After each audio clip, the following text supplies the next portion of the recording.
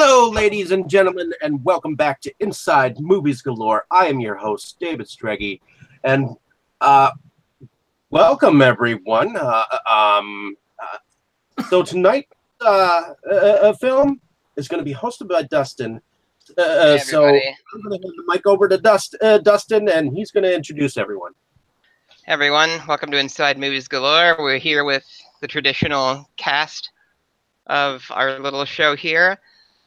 We have Katie, Red Raven, Kabuki Jake, the crazy name. I always try to call you Bayou Jack, I'm sorry. And Brandon, also known as Septum Hymns. Oh yeah, and I guess Dave's here too. So I'm Dustin, and tonight we watched one of my... Dave's not doing that. What? Well, I know they already know that. What's ruining my flow? So tonight we saw Pumpkinhead, one of my favorite movies. Directed by Stan Winston, this late 80s film. This came out when I was about a year old, so there's some measure of kinship in there. Oh, and anybody with like weird noise like in their background, I will yell at you mercilessly if you don't fix it. So anyway, a brief synopsis on Pumpkinhead. So Lance Henriksen plays a farmer whose son is killed in a hit-and-run accident, and he has a witch summon a demon to get revenge on the people responsible. And it was somewhat difficult to come up with that synopsis because the movie moves along really fast, kind of like my breakdown here. Mm-hmm. So, well, with that said, to keep myself from talking too long at one point, I'll do myself last with the traditional segment here. When did you first see the film? So, should I pick someone at random, or should I... Who wants to talk now? You have to pick someone because nobody's going to make this decision. Oh, well, fine. Be that way, Katie. You go first. Okay, fine. This was, believe it or not, a first-time watch for me. Really? I, too, have heard about Pumpkinhead a lot, but just for whatever reason, never sat down and watched it in its entirety. And overall, I didn't hate it, but I didn't love it either. So kind of my first impressions were like, I really enjoy Stan Winston's effort in terms of the creature of Pumpkinhead and sort of the feel of the movie. I thought the set was really cool. There was a lot of fog and like a lot of cool visual effects with the lighting and stuff. So I really enjoyed watching it. It was a cool movie to look at, but in terms of like suspense in the story or whatever, it just didn't really grab me. Like I think we see Pumpkinhead right away, like in the first little section of the movie, and so there was no real like suspense or mystery around that character, that creature. But otherwise, I liked seeing it, and I thought the effects were especially cool, and I could really appreciate the tone that was set. But yeah, overall, it didn't grab me real hard. Well, you don't get a particularly great look at Pumpkinhead right away. It's meant to be like not great. Shit, what's that? Like that's I'm going to be judging you for a while based on this. Well, respect quite lost. My point being, in terms of like, I liked looking at Pumpkinhead, but I didn't feel like there was a lot of suspense about the creature. Like we go into it already knowing pretty much what Pumpkinhead's all about, and then we just watch him kill a bunch of people, which is cool, I guess, but I don't know, I felt like I wanted more suspense around his reveal, is kind of what I'm saying. Well, it's a Stan Winston. Stan Winston, for the few people who somehow don't know, was the special effects mastermind behind the Alien, the Predator, basically anything cool from the mid to late 80s. Stan Winston was responsible for it. And so in a Stan Winston movie, like, the creature effects are going to be first and foremost kind of the big deal about it. So it makes sense that he would want to... When they had the blowtorch, that reminded me of Alien right away. Oh, yeah. Hey, how about we go into Red Raven, then? What, was this this was my first time seeing it, and I actually liked it pretty well. I thought it was a good movie. Treated. But I also think they should have built up a little more suspense around Pumpkinhead, because I had never seen the movie before, so maybe to hear a little bit more of his backstory and a little bit more of just a little more building up to his reveal would have been good. But overall, I really liked it. Well, okay, maybe I'm somewhat wrong about the need for suspense. To me, it plays almost a little bit more like an action movie, because I mean, we have our setup, we have what kicks it off, the demon is summoned, and then it's just like, attack after attack, chase after chase, and it doesn't really stop. But anyway, so Kabuki Jake, is this the first time you saw this movie? It definitely was the first time I had seen it. And my first impression was not bad. I mean, I found it it was a fairly enjoyable watch. Some parts kind of bugged me a little bit. I mean, I felt kind of surprised, honestly, that they built up this like cute little kid and then killed him off, and I was like, you're not supposed to do that. No. So that caught me a little bit by surprise. But and there were elements I like. Like I've only seen a little bit of Lance Henriksen's work, but from what I've seen, he's a fun actor. And but I have to say, as far as the creature, I get the points that all you guys are putting forward. But I like I didn't think he was very pumpkin-y. He came off much more, as you mentioned, his work on Stan Winston's work on Aliens. It looked a lot more like an orange alien. Xenomorph. I thought that too. He's more tan. I do agree with that point, though. It's kind of funny. Like, has anybody heard of Alien Isolation? It's a survival horror game for like multiple systems. It's basically like you have to like hide from the alien and escape the space station. When the alien would be after me, like the way that the one in the game was designed, I kept thinking it was like Pumpkinhead coming for me, because they share a lot of like anatomical similarities. Right. So I am with you guys on that. The design wasn't the Pumpkinhead creature's design is cool. It's just not quite 100% unique. Right. But I'm still on board with it anyway. And it's called a Pumpkinhead because it comes from the pumpkin patch graveyard, and its head is like really lumpy. You don't get a particularly great look at its head. Like the back of its head is like, its brain case is like swollen and looks kind of like a pumpkin. I will say, as far as creature effects and whatever, the old hag was pretty impressive. Yeah. How much makeup did she actually have, though? Oh man, wouldn't it be a sad time if that was like just the actress and she was like wearing a wig, and it's like, yeah, those creature effects were spectacular, and it's like, that's so sweet. Died that long. Well, that's pretty old, because I looked it up. Like, I think she only died a few years ago, and she was 97. So oh crap! There, but I wouldn't mind if they revisited a backstory to her. If they revamped the story. They sort of did. So this year, Dynamite Comics put out a 5-issue like Pumpkinhead miniseries, and they do go into Haggis's background. But that'll be for a different section. So let's go with Brandon. Like, was this the first time you saw this movie? No, I saw this. I actually saw this not too long ago. For the first time, I watched it with my wife.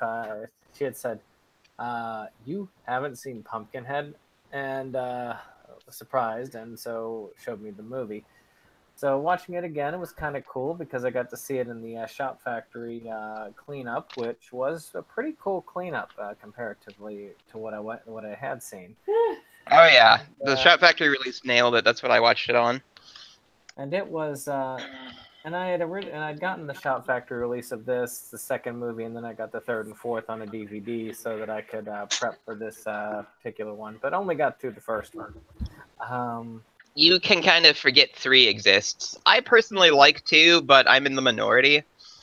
2 is kind of disliked to a greater degree than Rob Zombie's Halloween 2. But I enjoy 2. A lot of people, however, really hate 3 and 4. I think Lance Henriksen had a cameo, and I think it was 4. And one of the stories he tells about Pumpkinhead is that he was at the premiere of 4, and he thought it was so bad he actually snuck out and went home. Well, I actually did like the original, at least the theme for the original. I do enjoy the whole revenge theme, and then the basic because it also had that premise of, well, you seek revenge. It doesn't necessarily make things better. In the end, it can make things much worse. And I like that. And of course, I also agree that thing looked a heck of a lot like a xenomorph. I do agree on that. And Xenomorph with bones. and Alien Isolation definitely had that chilling effect. That one was much more chilling than Pumpkinhead was. Well, just most of your glimpses of the creature in Isolation are just like of its legs, and I think that's what I mostly saw, because it had like a really thin tail, kind of like Pumpkinhead. Pumpkinhead has kind of like the little like traditional devil's tail kind of thing. It's just like this thin thing with like a little like poker kind of thing at it. It's like the little. It's hard to describe. Yeah. Well. Yeah. As somebody who's grown up in the mountains, in places that, and I've actually gone to places in the mountains with that level of poverty. This is when I did do outreach out there. It's interesting to see that sort of thing because it brings that extra realism to it, in my opinion.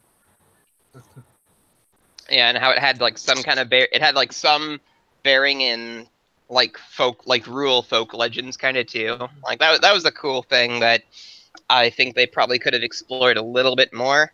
At least if this was a more like wordy movie that was kind of dependent on that. But seeing as it was how more of a like straightforward story, I don't think there was necessarily time for that. But that would have been nice to see. I agree with that point because I really liked that sort of backwoods angle that they took, and I felt like just that element made it just a little bit more scary because it all seemed sort of more believable, like because the characters were so kind of like simple and they just seemed like they would really believe in that lore, and so I thought more of that would have really made it more interesting. So I definitely agree on that. Especially when everybody knows about the creature and a handful of people have actually seen it, like even before the events of the film too. So it has that extra level of acceptance. You're almost kind of expecting like more of a town like Nilbog when it comes to. Well, I don't know about that. Story. Anyway, hey Dave, when was the first time you saw this? I actually saw this in the early 90s. And then again, when me and my fiance, we would like do marathons of movies. So within the first couple of years, and I've been with her 10 years now. So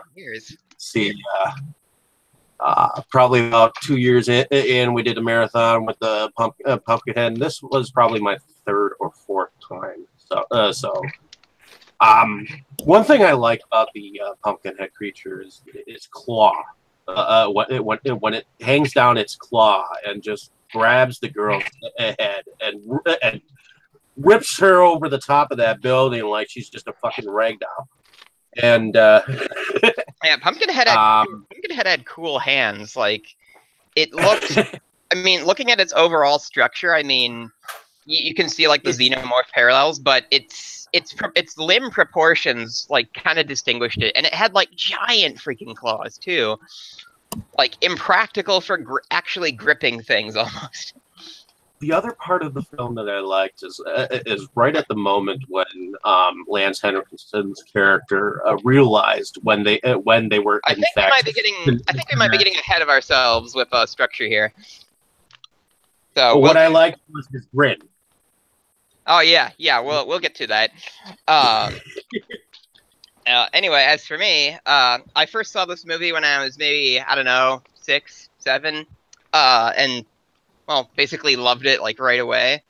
I didn't this was one of the titles I was like, when I first started collecting, I was super excited when Shout Factory announced this, because I think this was maybe only the third or fourth title that I was able to pre-order from them back when this entire hobby was getting off the ground. So I was hyped for their release of Pumpkinhead. And although looking back at it now, like the transfer feels like a little grainy. Like, oh, I love this release so much. And I love this movie a lot, in case you couldn't tell. Like the deaths were like, this was a surprisingly sad movie too. Like, it's kind of hard to know where to go, because there's just like so much. There's just so much to appreciate for this, and I'm really happy that we get to like sit down and talk it out. So, and the effects were great, of course, too. But Agreed. That was my favorite aspect of the film, was the effects, obviously. Mm-hmm. So let's see. We should. Wait, a plot, right? what? I was just trying to think of where we're supposed to go. Are we? You're kind of hard to understand there. What was that? Oh, you mean like going into the plot? Okay. Well, the movie starts off with just giving like the backstory for Lance Henriksen's character and his son. Like, it shows the kind of like peaceful, simple life they have. And like what you were talking about, Jake, with, I can't believe they killed that kid like that after, playing up how cute he was. That was kind of the point. Like, you want, it was somewhat intentional for them to show off. They wanted the audience to feel kind of the way like Ed Harley does, right? Like after the accidents, like, how dare these people? They wanted you to have like a visceral reaction to this crime too. Oh, it worked. You could believe why, nice guy Ed Harley would suddenly want to summon this demon. Yeah. I thought that made sense. Yeah. I saw that kid. I looked at him. It's like he's marked for death at the very beginning. I saw that film for the first time. Clearly, no survival. I knew that kid was going to die. It was just when. That's the thing. It was a matter of when, because I figured the dog would be a part of it. But was his death predictable? I didn't really see it coming. Well, to be fair, I was like super little when I saw this, so I didn't really see it coming like quite like that. I mean, watching it again now, it's still kind of like it happens pretty quick. Like, you don't necessarily see it coming. Like, I'm not exactly sure what he died of. I'm guessing just like internal hemorrhage or something. Probably. Shock, because that motorcycle didn't even hit him. It was kind of funny. I was watching some of the extras on the Shout Blu-ray, and they have an interview with him. Like, he looks almost the same as he did like as a kid, like in his 30s. And he was like, yeah, somebody off camera just like pulled me down when it was supposed to hit me. It's like, oh, okay. And remembering how the scene plays out, it's like, yeah, he does kind of just drop, doesn't he? So I got a little bit of a laugh out of that.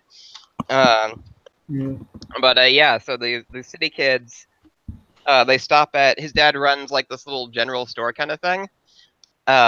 And these city kids, they're out there like with their bikes and stuff, just kind of driving around, and they come up over some dunes and just take the kid out.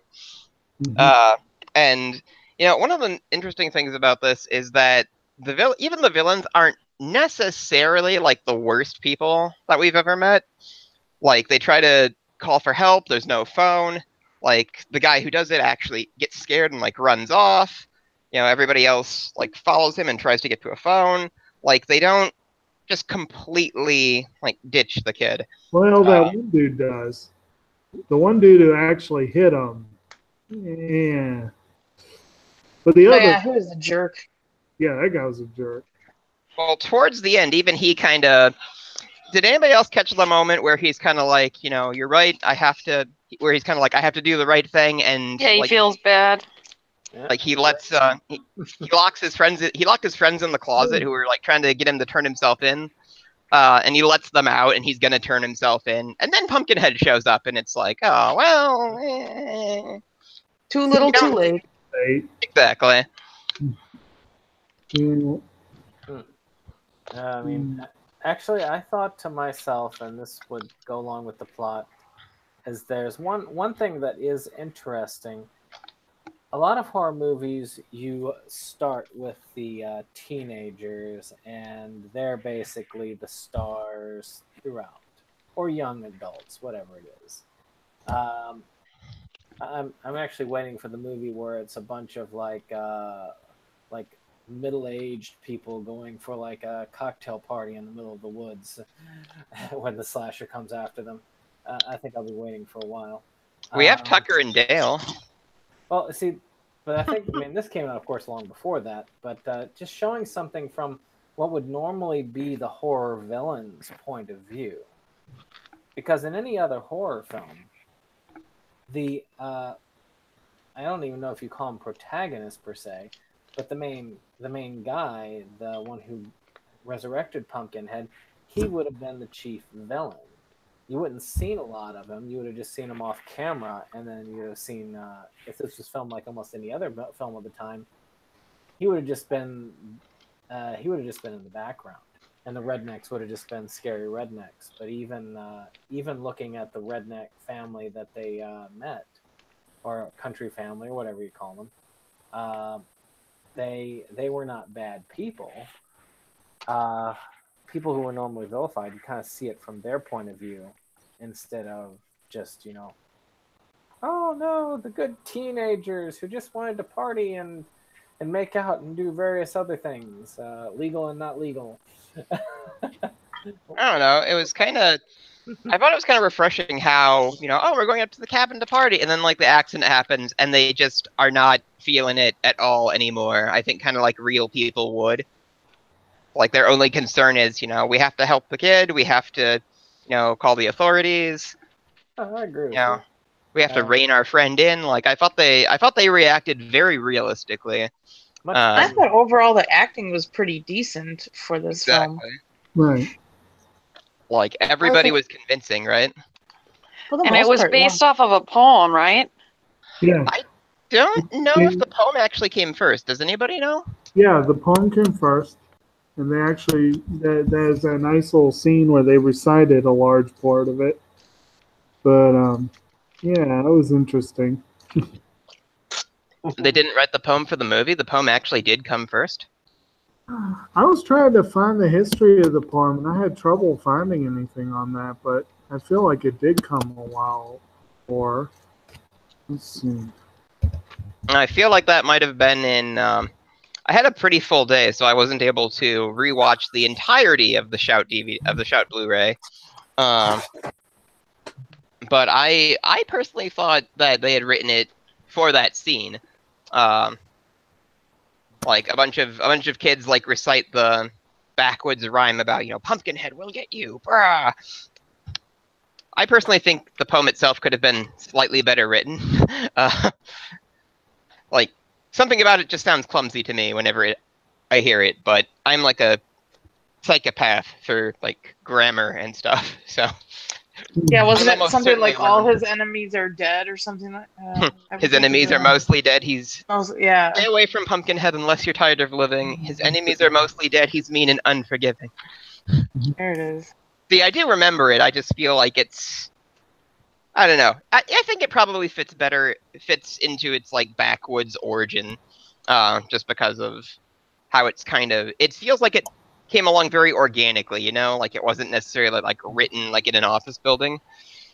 So maybe that's kind of an unintentional plus about that part of the backstory. That's fair.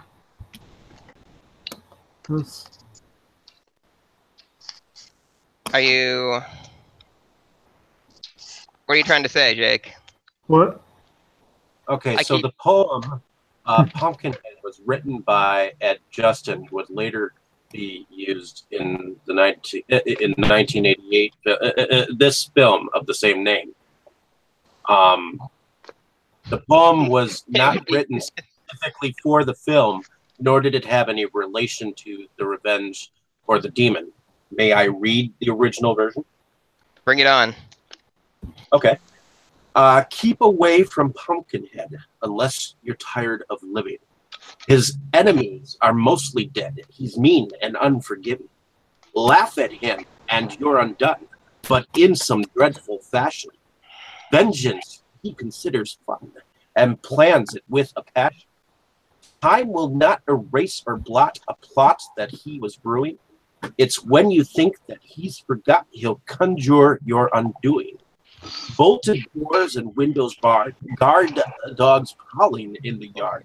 Won't protect you in your bed. Nothing will from Pumpkinhead. Okay, so they rearranged quite a bit of that because I remember most of that from the films. So that's pretty cool. I did not realize that it was an existing thing. So Yeah. I am wrong. I'm finding plenty of stuff that says it came first, but I'm having a hard time trying to find out what the actual origin of the poem. Like, was it published beforehand, or in a book form, or I'm having trouble finding that out. It's kind of weird. I'm just gonna knock it off to like a folk poem of some kind because there's all kinds of stuff like that like out there. That actually kind of ties into. Did anybody have a good idea of where this actually took place? Like my guess was like Appalachia or like like West Virginia, I think. Okay. Because it had kind of that feel, but I don't think they ever really came out and said, oh, we are in X, It was it had a weird feel of a lot of different places because it had that desert-looking feel, almost like a California area. It was filmed in that way. So that makes sense there. Then it had swamp, which is not like LA. Then they had there are tar pits. The kind of mountainy, foresty type area. It's like I say, it was very hard to place. It could be almost anywhere and everywhere. Well, there you go. The backwoods. What is that? What is going on? Rein your shit in, whoever that is. No, I don't hear anything. What's going on? Oh, I heard like a creaking, cracking sound. It's Pumpkinhead. Did anybody else appreciate that? Whenever Pumpkinhead showed up, there's like almost like a snake rattle kind of thing playing. I don't think I didn't catch that. No, like anytime Pumpkinhead was on screen, there'd be like a like sort of sound like in the background. Like No. it was more so if it was like off camera though. It was almost like if anybody's played the Friday the 13th game, whenever Jason is nearby, like you can hear like danger music. It was almost kind of like that. So That's all I've been hearing for the last like week. Oh, Is that danger game. music. Yes. Oh, right, because it became 3 on PS4. Yep.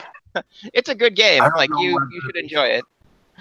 I don't know whether this will happen, but apparently Dread Central put out an article on June 5th, 2018, that they heard news that one of the screenwriters from S. Darko was described to be possibly doing a Pumpkinhead remake with Peter Block, who did like films like The Ward and Frozen, or a producer behind The Ward and Frozen. Ugh, I So- hate this Darko. Ugh, yuck. Hopefully that never happens. I mean, I like Frozen, but Frozen. I didn't think The Ward was that good. We're not talking about the stupid cartoon. I enjoy It's not the Disney movie? No, there's an Adam. It's kind of funny. There's an Adam Green movie called Frozen. That's which the is- one on the chairlift. Yeah, like these three people get stuck on a ski lift like over the weekend, and they basically freeze to death and are eaten by wolves. It's a pretty grim movie. Which is kind of funny. Like I just imagine this has to have happened where somebody was like, I want Frozen. Like the Disney movie, and then they get like Adam Green's like ultra feel bad grim horror movie. Like, this isn't it, because like a lot of parents are just lazy, so I can just imagine like somebody getting the Adam Green Frozen and just like putting it in for their kids and leaving the room. Like I could see that happening. Yep. Conversely, somebody it's like, yeah, Adam Green's frozen, and then like that snowman is like singing, and they're like, what the hell is going on? That could be a short. That's somebody should make that short. Get right on it, Ariscope. It's Adam Green's company. They do make shorts. They make shorts every year for Halloween. But so anyway, after his son dies in that accident, like he goes to the witch, and he has to go dig up like the corpse of Pumpkinhead, so that she can like breathe life into it. Mm-hmm. And what did you guys think about that? That was pretty cool, right? Yeah. Oh. Like all the visual stuff in this movie was really cool. I have to say, like it was when I was trying to think of a favorite like scene or thing or whatever, I had a hard time picking something. One of my favorite scenes was the area of the abandoned church. Just to see that abandoned, broken down church with the fog rolling in, and then you see Pumpkinhead standing at its doorway, and as it walks in, you can see you can't tell whether some of those boards are like just standing up in midair, or Yeah, that church scene was probably my favorite too. I guess if I had to pick one, that one stands out to me. You know what one of the sadder things about it is? So, excuse me. I was watching one of the bonus features with, I think, the producer, and they were talking about how, like, they showed a cut of the movie, and everybody was like, wow, this is great, and they had an editor who was like, hey, can I make some tweaks over the weekend? Sure. And they got there, and then on Monday, when everybody watched it, like, everybody was panicking because the guy didn't make, like, little tweaks. The guy cut several scenes. And basically, like they were only able to get like 95% of the stuff back because he had done like a huge amount of damage to the print. And the church scene was like the biggest thing that he cut. Like he completely removed it, and so we're lucky that we got it back in the movie at all, just because of how much damage he did to the print. Also, kind of a fun fact too. I didn't catch it this time, but supposedly there's a goof somewhere around the church scene where you can see that Pumpkinhead is wearing like tennis shoes. It's supposed to be in the full screen version, but I streamed it from Amazon, and I was actually looking for that, and I didn't see it. Oh, Cut off good. On the widescreen. Yeah, I was watching on a widescreen too. So okay, good. It's the full screen version that has that. Really? I mean, they weren't looking for it in the full screen. I kind of hate like when there are like particularly bad goofs like that, because like if they're really noticeable, like you never unsee them and they ruin the movie for you. Like that happened to me with Aliens, like during the scene in the hive with the Queen, when like the flamethrower is going. Like, there's a scene where, like, the Queen's, like, looking up and, like, growling at Ripley, and you can see, like, the metal rebar that connects her head to, like, the animatronic body, and I just can never, ever unsee it. Like, it just, like, god damn it, every time. So I'm kind of happy. So apparently these are some possible goofs that some people have said. In the scene where Ed Harley is attacked by a dog while confronting Pumpkinhead, the dog changes which arm he is biting without notice. I'm talking like not nitpicks, like real mistakes. Like there's like a coffee cup, in the shot. Right. Actual error. I don't mind like little things like that. Like there's even a joke about it on, I think it's either Simpsons or Futurama. They're at like a Xena Q&A, and somebody is like, in scene X, so and so is wearing this, but in scene Y afterward they're wearing this, and like the Lucy Lawless character is like, well, whenever you notice something like that in the show, a wizard did it. Next question. And it makes me think of that. So Bobby has been dead for 2 hours by the time. What? So Bobby has been dead for a few hours by the time Haggis conjures Pumpkinhead. He would not have been able to draw blood from the dead boy's hand because once the heart stops beating, blood pools at the lowest point of the body. Well, I knew that too, but I let it go. Yeah. God damn it. I was thinking it flew awful fast from him. There's a cool thing that people, and it's something I was thinking about while watching CinemaSins as they did Scream 3 today. It's called suspension of disbelief. There was actually an article in Wizard Magazine for those of you who like comics back in those days, where a guy was talking about, he was nitpicking because Spider-Man's webs did not stick to his gloves and make the gloves fly off his hand. And Fuck that guy. Their response was hilarious. Like, we're talking about a guy who gained powers from a radioactive spider, has an aunt who has like 50 heart attacks a day, and is confronted with all these weird superpowered villains who somehow mysteriously keep coming back over and over again. Well, I don't believe that Luke Skywalker would like ditch his friends in the new Star Wars. So There's one. There's some combat to be had over this subject, but not here and not now. There's a little bit of suspension of disbelief, though, like for small nitpicky things, not necessarily character flaws, but like, well, on the moon, you really couldn't walk like that, or you know, or like Harry Potter shooting the crack right into his eyeballs. It's like a concept. I think they call it the miracle exception, where you have to be able to accept one major thing to get into the story. And once you do that, nitpicking beyond that is kind of silly in most cases. So it can be fun.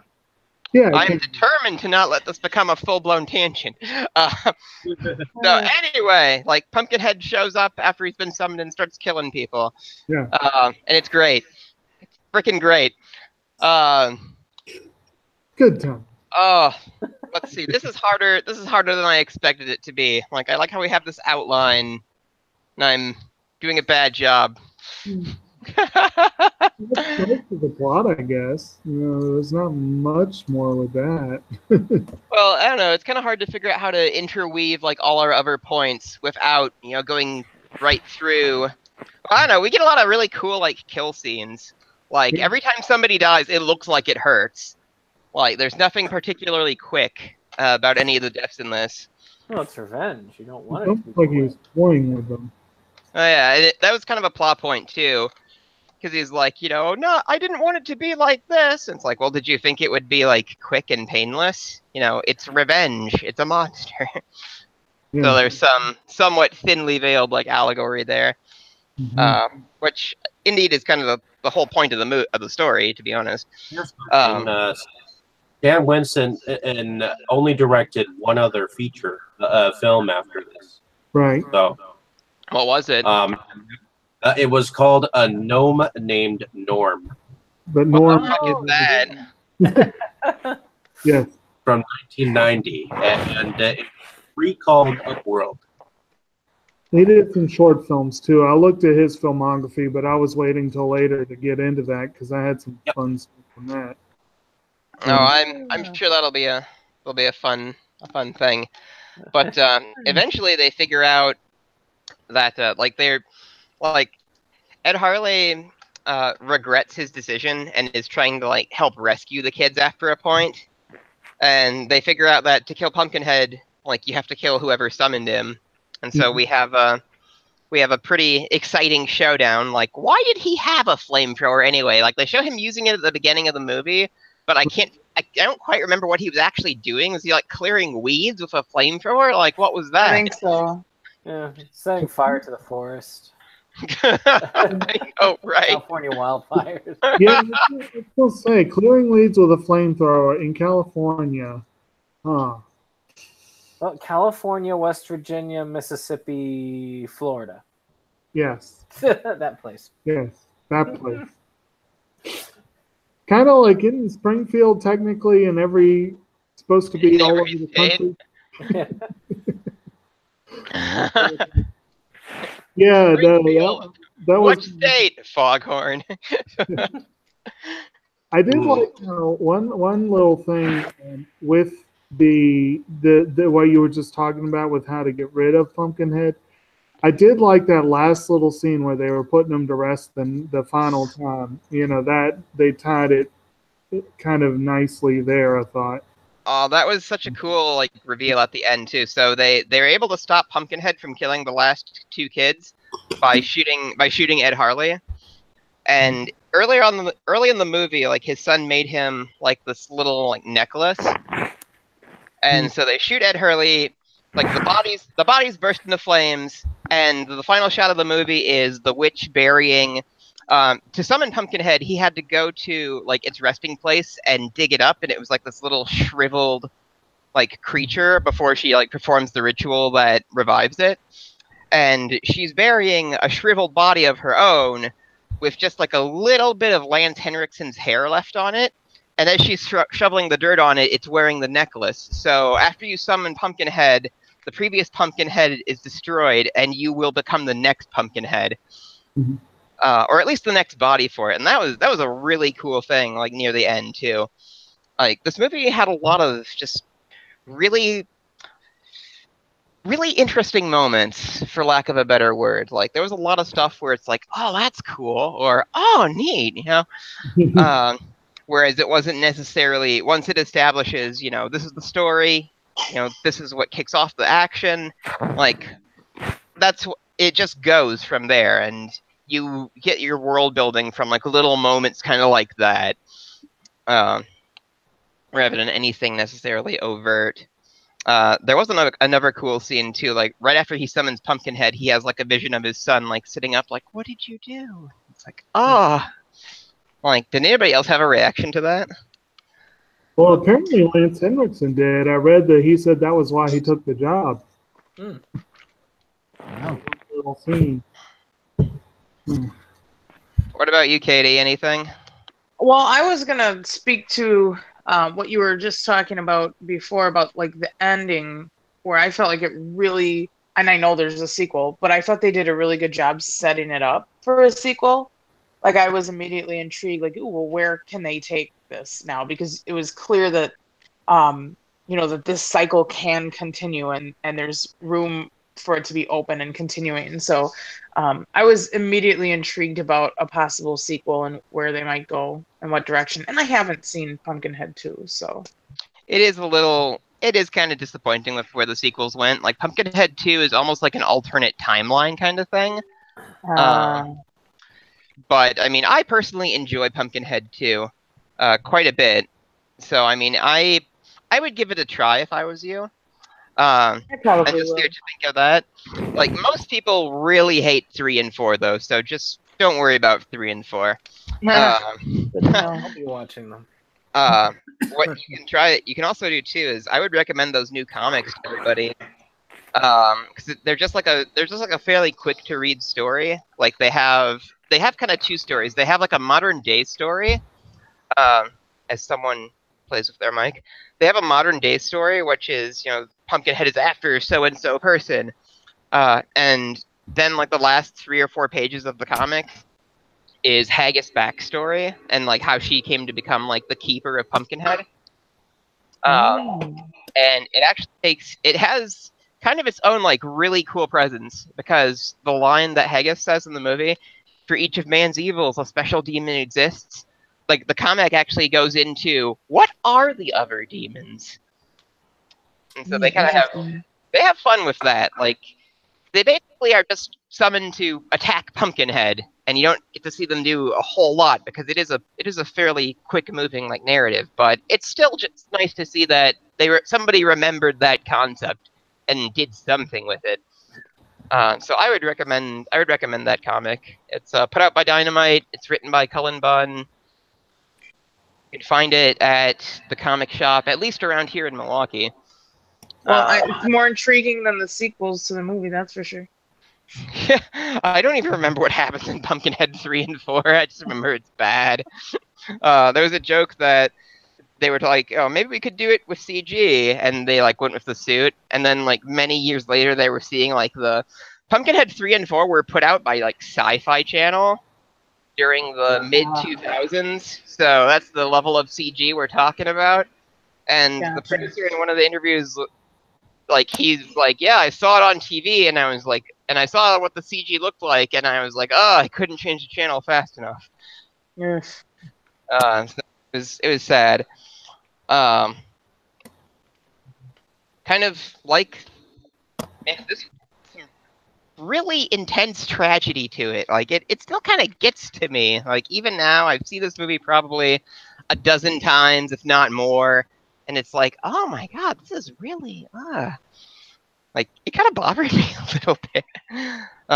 But I think that's why they were laying it on thick, like we talked about before. Is there anything else that people were like really into with the plot? Well, I also agree with the ending. The fact that I like that you had to, that there had to be a bit of forgiveness, a product of forgiveness in order to stop Pumpkinhead in the end. And because the person had to, in a way, forgive him, because otherwise he could just sat it out in the middle of the woods, and Pumpkinhead would have completed the revenge. If he had not changed his mind, all of them would have died. Well, I don't think Pumpkinhead would have killed him. Like, I think Pumpkinhead would have just like disappeared after it got them, or at least gone like back to its hole or whatever. I don't know. It's kind of unclear what happens when Pumpkinhead's actually allowed to finish. Mm-hmm. Oh yeah, my wife has something also to say here. Hold on. No, I was going to say basically is that it's not about forgiveness necessarily, but more or less the fact that had he continued. Could you get closer to the mic, please? Oh, hold on. I gotta get closer to the mic. How about you just unplug it? What I was saying is that it's not just about forgiveness, but more or less about the fact that he realized that no matter what he did, it wasn't going to bring back his son. And that not all these people were guilty of it necessarily. And that the Pumpkinhead murders necessarily were horrible. And he was feeling it. He was feeling their pain. He was feeling the sorrow. He was feeling everything, which makes the whole spell worse. Because you don't go about this lightly. You just say, okay, it's easy to say, okay, I'm going to exact revenge. Fuck them. I'm going to go about my business. But the fact that for every person that Pumpkinhead kills, Mr. What's his name? Hartley? Yeah. He feels it every single time, which is when he realized, oh my God, I can't do this. I'm not cut out for it. Exactly. There's a remorse and like there's a remorse and acceptance of what happened kind of angle to it too. And that reminded me of something else that I kind of forgot to touch on. Like when he was like haggling with the witch to summon the demon, like there was a lot of stuff like he had to do that was clearly like difficult for him. Like he had to, like, the witch can't just, it's like, all right, I'll do it. Like she had to make it like difficult for him. Like it had to be, how much do you want this? You have to go out there through like the creepiest fuck forest. You have to dig him up yourself. You have to bring it back here. And like she gave him a lot of outs.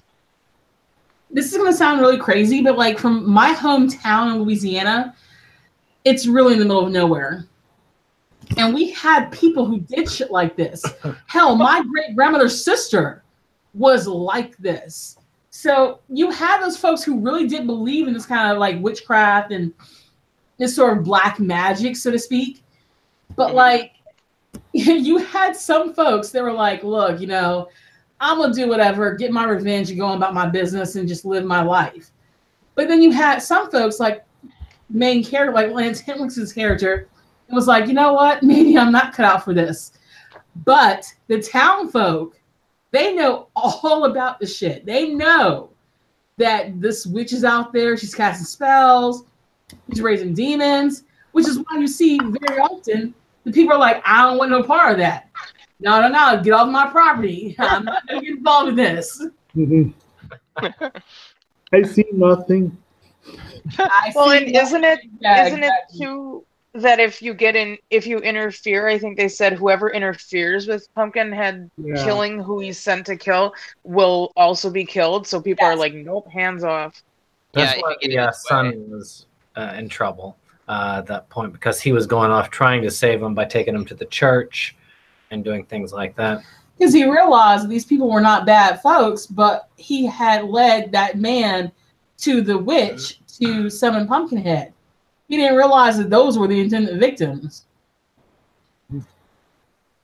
Yeah, so everybody seems to, a lot of the characters in this movie seem to have some form of redeeming moment, which kind of humanizes everyone just a little bit more.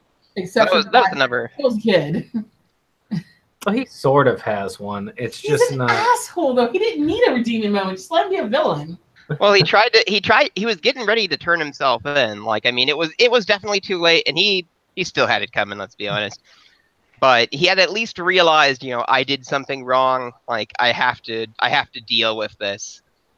It was kind of cruelly ironic that the one that genuinely stayed behind and helped and everything was the first one to go.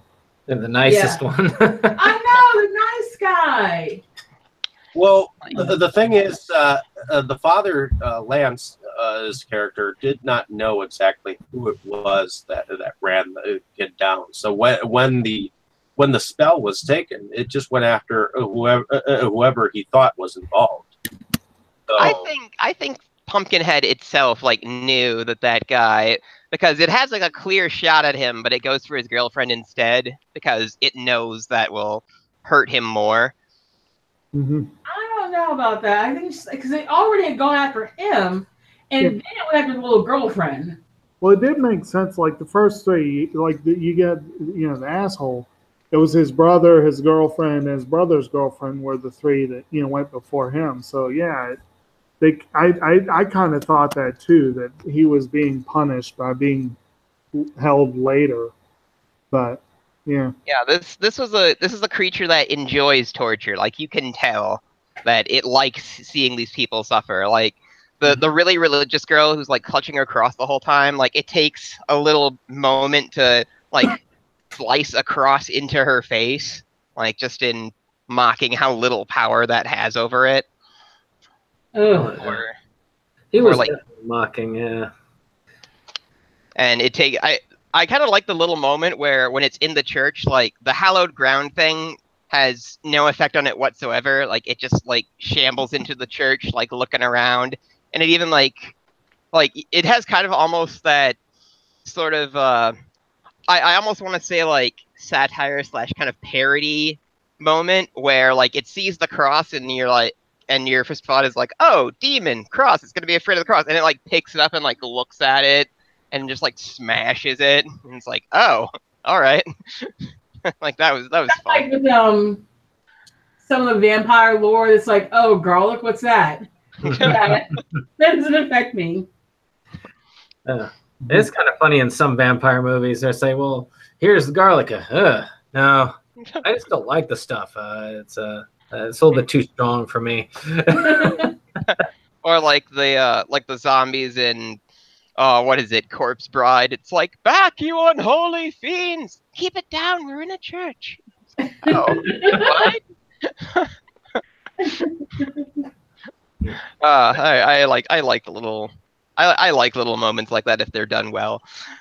There is one thing about the guy, though. Since there was discussion about this, the guy actually killed the kid. That was the one thing I did not like about the movie, is they really worked to make him almost cartoonishly evil, bad. Yeah, so that even when they tried to give him some redemption, it was hard to feel for the guy because he was being a dick throughout the most of the movie. And he was just this guy is just, no, he needs to get his butt handed to him. And it was really hard to forgive that guy. And maybe if they made him just a touch less, more frightened, and less, I'll beat the crap out of you. And if you try to report me, I'll kill you too. He didn't say that, but he seemed to infer that. He did hit that dude really hard in the back of the head, and I was kind of surprised that it didn't kill him. I was yeah.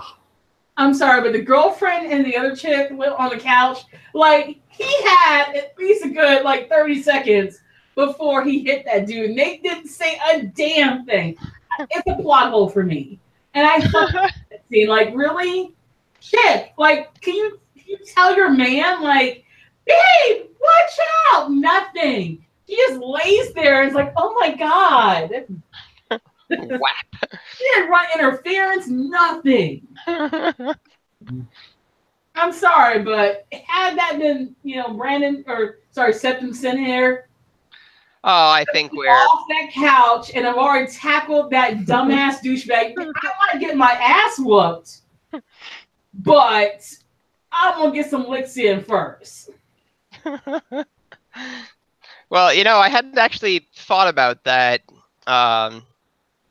It seemed like he hit him pretty fast to me, but she could have been like, "Hey, watch out!" I'm definitely learning about some holes in the movie that I never saw before. I mean, I grew up with this film because this is one of my mom's favorite films. And Nice. What? Nice. It's like my mom and I, like when we first moved up here from Louisiana after my dad died. This is how my mom and I bonded, was over horror films. And she knew that there were certain ones that I could not watch because it scared me too much. Phantasm being one of them. Because Really? I first saw that right before my dad died. And then, of course, after I saw that film, That's I a saw rough time to see that movie. home, and it fucked me up for life. I can't ever watch that film ever again. It What gives me film? nightmares. Phantasm? But the other four films, my mom and I bond over, and this is like one of my mom's favorite films. So I saw this a lot in the early 90s and late 80s because my mom loves it. Which film was the one that like scared you? Phantasm. Phantasm. Okay.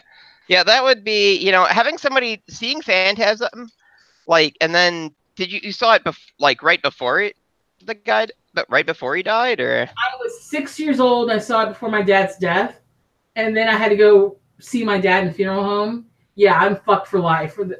Yeah, like after I saw Phantasm for the first time like last fall, and if anybody I knew had like died shortly after, I would have been like suspicious of the funeral home. I'd have been like 6 months later. It's like, am I really the one who died? What's happening? And again, I was 6 when I saw that film. Oh man. Anyway, trying to get back on topic. What about you? We haven't heard from either of our Katies in a while. What do you want to know? I don't know. Did you have like a character thing, or? I really felt like Ed's character was probably the most layered of all the characters. Like we talked about, he seemed to go through the most. And so the other characters, while I understand their importance to the film, they just weren't I wasn't as invested in what happened to them, except for the son, the little boy. I definitely felt that where they developed his relationship with his dad and how important that was. But as far as like any of the teenagers or anything like that, none of them really stood out to me. I felt like Ed's character was really, he had the most tragic story and the most layers to his personality. I liked the witch. I thought she was very she did her part very well. She was my favorite looking. She looked the best of all the she definitely people. gave off like this creepy witch vibe, and I don't know, I gravitated towards her. She was a cool character. Like she didn't necessarily do a lot like in terms of like dialogue or anything, but like everything with the witch was just, it's kind of hard to put into words, but like she was always interesting whenever like she appeared. Like you could tell that there was kind of a lot going on, like in terms of like the backstory she had, like how does everybody like it's one thing that seemed kind of cool that I liked about the witch that seemed kind of implied was that everybody knows that she has like these dark powers, and they kind of just accepted it. It's like, you know, if you leave the witch alone, the witch will leave you alone. You know, it wasn't like there wasn't like an angry mob like ready to go after her at any moment. You know, like I thought that was kind of a different spin on like, oh, there's a witch in the community, kind of thing. Which I probably could have phrased that better, but I think you get what I'm trying to say. Like it was just an accepted part of life in that area. The witch was awesome. Anything that was actually creepy about that movie came from the time that you would spend around her and with her. Speaking of you know, witches and effects, I think that's a good spot for Katie to take it away with her appreciation for the special effects. Well, I certainly did appreciate the special effects, and clearly Stan Winston is a master when it comes to creature creation. So while I thought this story could have used more suspense around the Pumpkinhead character, I definitely was appreciative of how much we did get to see him and really look at, you know, and like everyone said, there's a lot of hints of like Alien in there and stuff. So I was pretty impressed with his work. And also I have to say that the way the film was directed, and I guess the way that some of the scenes were set up, you know, with the fog and kind of that eerie setting really made the monster character of Pumpkinhead all that much cooler. You know, I feel like scenery and setting helps to play off of special effects of characters. So I liked how that played with each other. And, you know, yeah, Stan Winston's pretty much the man as far as that goes. Much respect. Yeah, Pumpkinhead definitely worked, like, in every scene. Like, it was so believable, like, as a character. Like, even though I did have kind of one moment where when it's rising up in the witch's cabin, like, you can kind of see, like, the seam for where the costume goes on. That was the one moment that kind of took me out of it. But, you know, I got back into it pretty quick. And, like, everything was, like, set up, like you said, to enhance the appearance of the creature. Mhm. Whoa, what just happened? My computer did something weird. What the F? Anyway, there was another cool thing, too, near the end, like, as like, Pumpkinhead killed more of its targets, like, Ed Harley his face started changing to be more demon-like. Right. And, like, we get that moment, like, near the end where, you know, there's only two of them left, and, like, he has, like, the demon eyes, and his mouth is kind of starting to distort a little bit, and then you get a close-up of Pumpkinhead, and Pumpkinhead's face is becoming more human. It's almost like the two of them were kind of meshing together, like, in completion of this, like, demonic pact. Like, that was a pretty cool thing. Did anybody else catch that? I did. I saw that. And I also enjoyed the grin that, for some reason, right at the moment when Lance grins and then the creature grins, I got a distinct flashback to when the Velociraptor in Jurassic Park grins. It's funny you say that because Stan Winston won 4 Oscars, and one of them was for the visual effects in Jurassic Park. And one of them was for the visual effects in Aliens, which I was kind of wondering if, like, the reason why it looks like a xenomorph maybe was because he was fresh off an Oscar and kind of wanted to incorporate that into the... What's interesting is Stan Winston also did the effects in the flop of Parasite, which was done by Full Moon too. Yeah. So, which was the Alien kind of spin-off that Charles Band kind of produced. Well, was that any good? It's Charles Band. I kind of doubt it. Hey, I love Charles Band. His Shade. I've heard stories that he's kind of he did the makeup for Galaxy Quest and didn't get an Oscar nod for that? No. Galaxy Quest was great. He did Is that movie with Tim Allen? Yeah. Charles Band did Galaxy Quest? Are you kidding me? Stan Winston. Parasite is Jennifer Connelly's first film, so that's. Oh. Well, Leonardo That's- DiCaprio's was Critters 3, so yeah, everybody's got to start somewhere.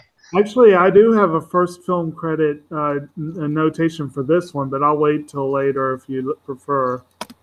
Can do that. Well, or on characters. I mean, it would kind of tie in, right? Well, you know the little group of Moppets that were there with Bunt and whatever her name was, like The Mountain Kids? the Mountain Kids. One of the little girls was Mayim Bialik, and this was her Blossom. first movie. And I was kind of like, well, isn't that something? Like I said, I'm going to start somewhere. Who is that? Blossom. She starred on Blossom. She stars on Big Bang Theory. Oh. Yeah. Oh, that girl. That girl. It's kind of funny because I'm like, what's Blossom? Oh, Big Bang Theory. Yuck. But that was, I was like, well, she was a little younger then. I know her as Blossom. I don't watch the Big Bang Theory show. It's bad. It's really bad. It is, but it's fun. Fun. Obviously, people love it because it's been pretty So popular that's for a what I'm while. saying. Like, she's one of the highest paid people on television right now, and it's like from such humble beginnings. I'd rather watch. I don't know. Like I used to think The Big Bang Theory was okay. And then my friend who was making me watch it like left for a week, and while he was gone, like I was watching other TV series, and I was watching the original Roots, like the miniseries from the 70s. Oh, And yeah. he came back from his trip like in the middle of like a powerful dramatic moment, and like he basically like took over my room, forced me to shut off Roots and put on Big Bang Theory because he badly wanted to see the new episode. And so I went from watching Roots 1 minute, like in its one of its most powerful like emotional scenes, like your name is Toby, and I'm like sitting there like crying, like oh my god. And then my stupid friend comes in, it's like Sheldon laugh track, and it's like this is the worst show ever produced. This is fucking garbage. I hate this so much. And I never watched Big Bang Theory again. Wow, that was dramatic. It's nothing to help you appreciate the quality or lack thereof of a show than pairing it with one that is really good. I've had that experience recently with certain shows. Like I've been watching something really good and something. Wait, this isn't very good. But yeah, that's my. Uh-oh. Uh-oh. We just lost Dustin. Quick, Uh. somebody fill in for him. Back. So the next thing that we have to take care of is shall we say the special effects, or did we take care of that? No, We we did talked that. about We just earlier. did. Katie gave a. Okay. What about the music? I liked it. I watched this movie on Sunday, and I'm trying to remember Well, anything about that the was music weird. that stood out, and nothing stood out about the music to me. I just disappeared from this Didn't entire. notice. We I don't know started what- talking about the music. Oh well, fuck Big Bang Theory. That was my final thought on that. I didn't have any character things. Oh yeah, the music. You know, I didn't really notice the music a whole lot in this. I was Like- just saying that. It didn't stand out to me. I felt like it Like, kind of fit in with what we were saying before about that vibe of kind of a backwoods kind of, it had that little sort of country tinge to it. yeah, the music I remember is like on the credits they had like that like fiddle kind of that like fiddle like folky thing like playing, and that was really cool, I thought, and it really like sold like the sense of place that we had just like witnessed. Like, it was almost upbeat. It was kind of strange. Mm-hmm. Well, I thought the music just basically was very fitting for the time, and that was essentially it. But again, yeah, music in a movie has to be downright spectacular for me to truly go back and say, "Oh my God, this is just amazing." Yeah, it's not like Bully Omega where like the music is the main draw, you know? Well, I still need to re-listen to that for me to say that, because it's still harder for me to differentiate that from any other 70s horror. But Just listen to the soundtrack on YouTube. I guess there is a connection to the Adventures of Buckaroo Banzai with the guy who composed the music behind it. I still Oh, want to really? do that again, but the Blu-ray is so expensive. The what? Buckaroo The Blu-ray Banzai? Buckaroo Banzai. They want $27 for it at Best Buy, which I don't understand that. You know that's like the normal price. It's a Shout Factory release. Like that's what you'd pay for it on the website. Just go on eBay. I bet you can find it. I bet you get it for $20 on eBay. Like it's not an uncommon title. It's not a rare title. Yeah, it'll come down eventually. Oh wait, what? But Factory? But Banzai is Oh. a very weird film, and this one kind of has that. You can see it a little bit in the film. It's just odd tie. What's going on? Like I missed almost everything somebody just said. David found a connection to Buckaroo Banzai in the fifth dimension. To this. Yeah, Composer. The composer of the film for Pumpkinhead, his name is Arnie Schultz, and he did the special synthesized sound effects, otherwise known as the bonification of the Adventures of Buckaroo Banzai across the Bonification. This is Captain Stern. The music composer for Pumpkinhead? Apparently, apparently he was. IMDb listed as Richard Stone. Additional electronical music. So, Okay. Well, at any rate, so I think we kind of already went over favorites. Was there anybody who didn't get to like share a moment? I like the part where, they couldn't get that truck open, and it's the first time you see Pumpkinhead fully standing up, and you get to see a full shot of him. That's probably one of my favorite scenes. Because before that, you don't get to see, see his whole body. Yeah, you just get glimpses. It says about the truck. What would you guys think about they try to escape on like after he trashes like the other bikes? There's one bike left. There's one like bike left, and the guy like tries to start it up, and Pumpkinhead's just there like holding the chain, like, haha, nope. Oh yeah. That was fucking awesome. I forgot about that. If they had more of that comedy, maybe thrown in there, maybe this might have been a little bit more of a a creature. I think that was like a cool part. For me, that was a laugh out hysterical. Like Pumpkinhead itself like is not like a mindless monster. Like it has an intellect to it and like a sense of humor, albeit like a really like fucked up one. So that's one of the kind of cooler like differentiating things about Pumpkinhead is it's not just coming for you. No, it wants to like screw with you first. And I felt that scene was really good at playing that. There's also like the fairly like serious like drama moment. It's like, is there anything I can do to help? And Lance Henriksen just like glares at him. It's like, ugh.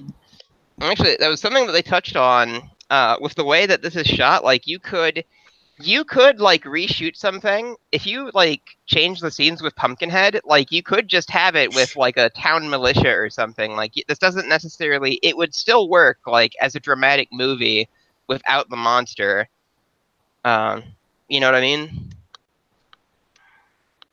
Yeah, I think if they played up the sort of the folklore piece, or kind of some of this backwoods, witchy business, even without Pumpkinhead, I think it could be equally scary if you built up some sort of suspense or mystery around some of that folklore. Yeah, like if Ed Hurley like just got like all his friends or whatever, and they were just like, waiting for the kids to leave the cabin, and like picking them off. Not even show the monster, like just they come upon their friends dead, and you don't know what's going on or what's out there. Yeah, they did kind of do that in there's this sort of crummy movie called The Barons. It's like a Jersey Devil kind of thing. Mhm. And like most of the plot centers around, has this guy lost his mind and is he like killing all these people, or like he insists it's the Jersey Devil, but you see like a lot of evidence that it's actually just him like imagining it's the Jersey Devil.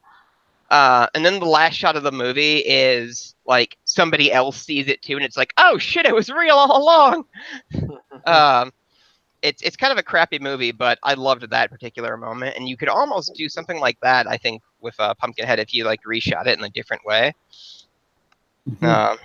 So that's something I kind of wanted to touch on that I forgot about. Anybody else before we move on to additional whatnot?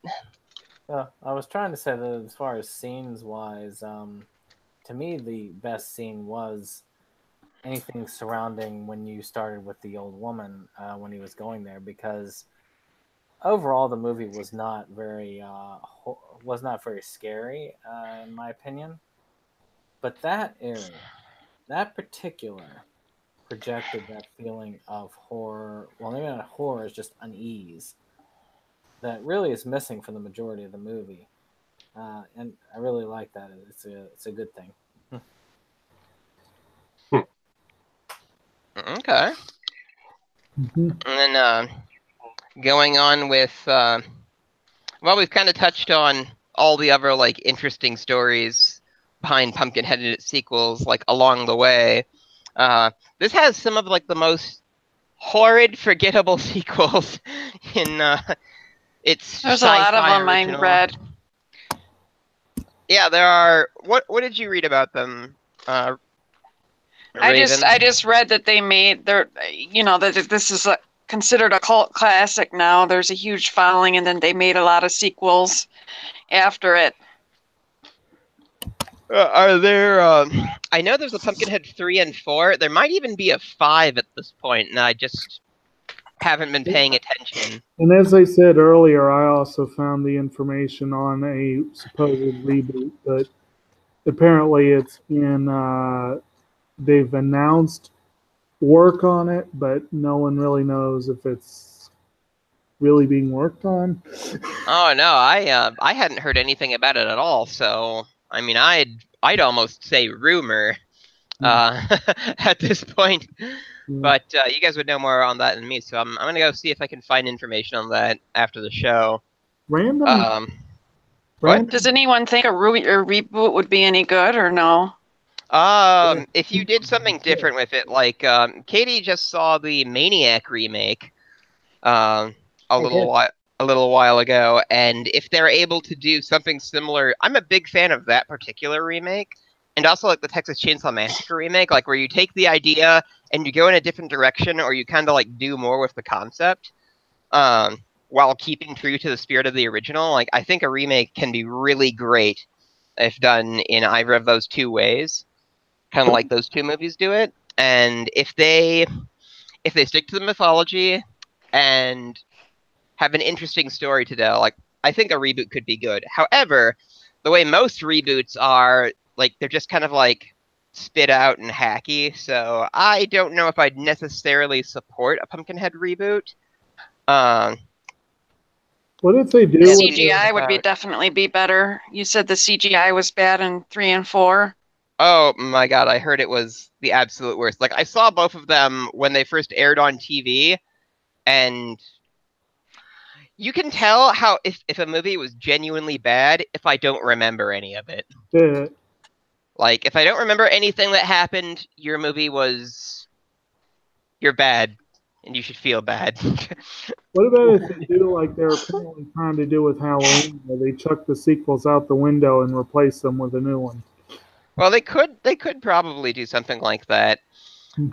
Like that's essentially what they did in Pumpkinhead 2. Like Pumpkinhead 2 has like a different witch like taking care of what seems like a different Pumpkinhead. It actually has Pumpkinhead 2 is called its subtitle is Blood Wings. And it has like a totally different kind of feel to it. So there's like this like auto club for jerks, like in the 50s. And they accidentally murder, and they murder this mentally disabled person and like throw him in a well. And he was being cared for by she's the witch, but with a different name. And so in the present day, like the rich club for jerks, like one of them is like the mayor, and everyone's like the police chief, and like the mayor's son and his friends, like they play a prank on the old lady and like burn her cabin down and kill her, and she summons Pumpkinhead, who was the disabled kid, like in the 50s. Like his body was used as the base. And so Pumpkinhead, the second one is basically just Pumpkinhead going on a rampage and coming after like both groups, like getting vengeance for himself and vengeance for like his caretaker. And it even has like a sad moment where like it's defeated by by a militia in this one, in a similar way to how it died originally as a child. I don't know. It's a strange movie to summarize. Like, I personally like it, but most people don't. So I'd recommend it with like a bit of grain of salt. It's definitely better than 3 and 4. No contest. Because at least it's practical in 2. Then again, I'm a sucker for movies I grew up with, so maybe that's part of my love for it. Did anybody else see Pumpkinhead 2? Probably not. No. I have. No, I haven't seen it. What'd you think, Dave? I've actually liked some of the franchise. I mean, I may not like all of 3 or 4, and I guess I tend to like a little bit more basement movies than most people. So I like how that term stuck after I coined it. but I mean, you got to think these movies came out in the late 90s, like early 2000s. What comes out nowadays that really sucks is nowhere near is way worse than most of the stuff that got made back then. Nowhere near as bad as what people thought of these films at that point in time. You know, so to me, it's like as films age, sometimes they get better with time. So I mean, sometimes they don't. So it all depends on someone's flavor or what they think. I think they could have made. They should have made. They should have made Pumpkinhead more, look more like a pumpkin, like we had talked about earlier. Oh, give him like a more bulbousy head. Yeah, like does anyone remember the movie Jack Frost, the horror one? That's a hard movie to forget. I love both. There's a movie that's called Jack O. That was directed by who was it? Steve something or other, and it came out with like a 3 thing. He did the films Biohazard and Steve. As crappy. But it had like more of a holiday theme to it. The whole idea of Christmas and everything was more integrated into those movies than he's like stabbing than people this. with candy canes. Yeah. And shit. Yeah, I remember that. No. Ready to celebrate the big. What is that? Don't try to play a trailer. Like we can do that later. Sorry, I was looking something up and something clicked. And something attacked you.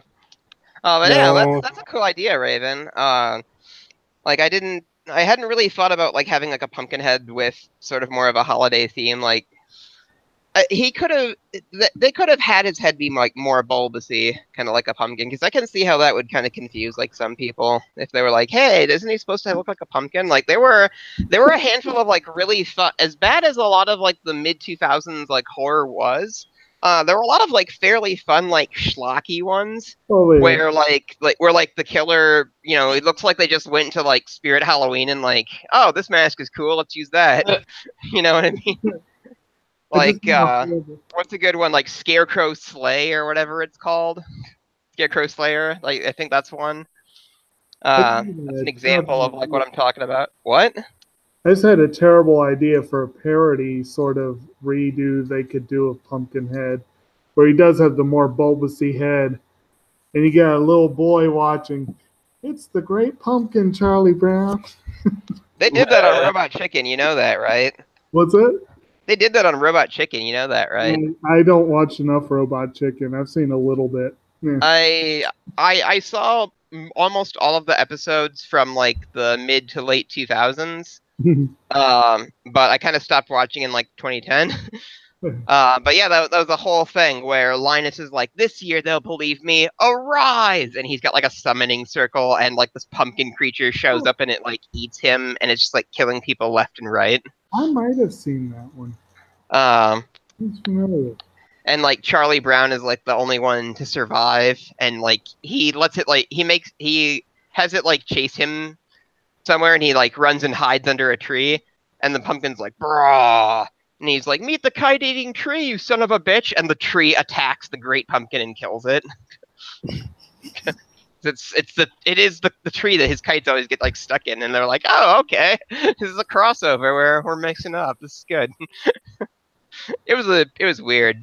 It was a weird thing. Oh, and the end of the segment was everyone I know is dead, and they cut to like all the Peanuts characters that were killed by the Great Pumpkin, like they're in hell, like playing the Peanuts, and they're all like dancing, and it cuts away to just like closest of them dancing. It cuts back, and like the devil is there, like doing the same like Peanuts dance. It's like, what the fuck is happening? And that was how the episode ended.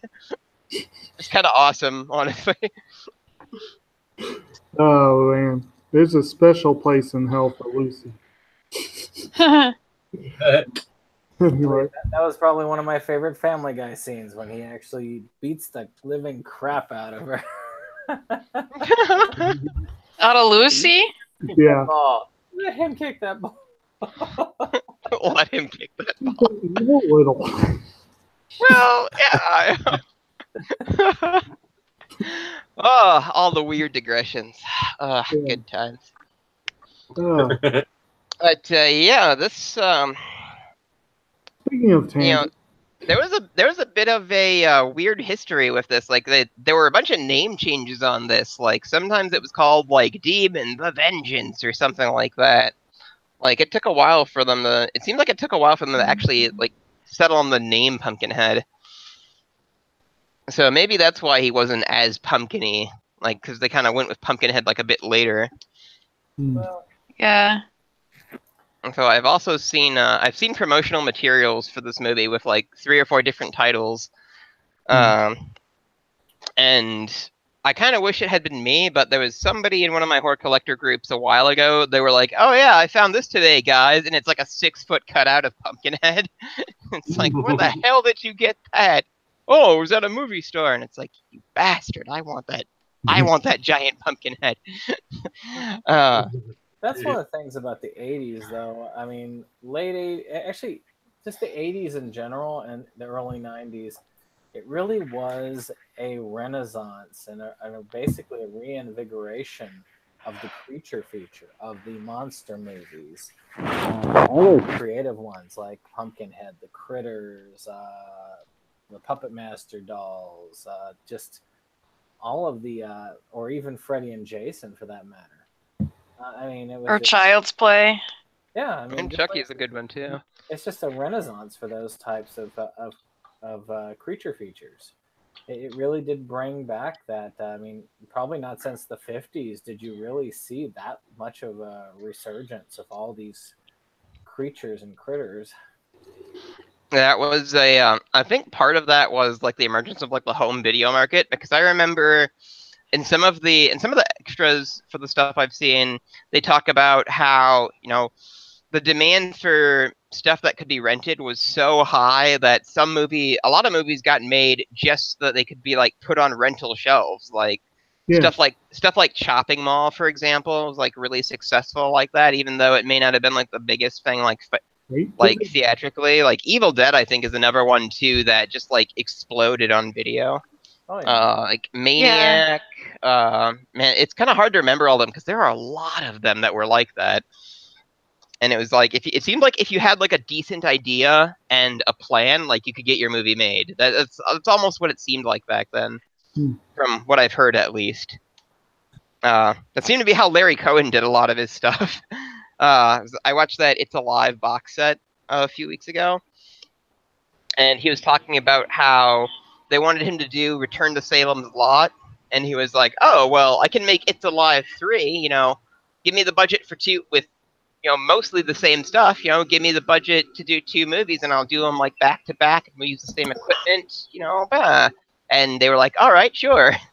So It's Alive 3 exists because they wanted Return to Salem's Lot, and indeed, like most of, he said something to the effect of, a lot of the people of the cast and crew were complaining because right after we wrapped on It's Alive 3, we directly went to shoot Return to Salem's Lot, and so that's why like almost the entire same cast and crew were on that movie, because there was like, yeah, we get a break. It's like, nope, we're doing another one. Get in the truck. Yeah, just it's not like they were trying to film 3 Lord of the Rings back to back, The thing though, it was just a great kind of slice of time.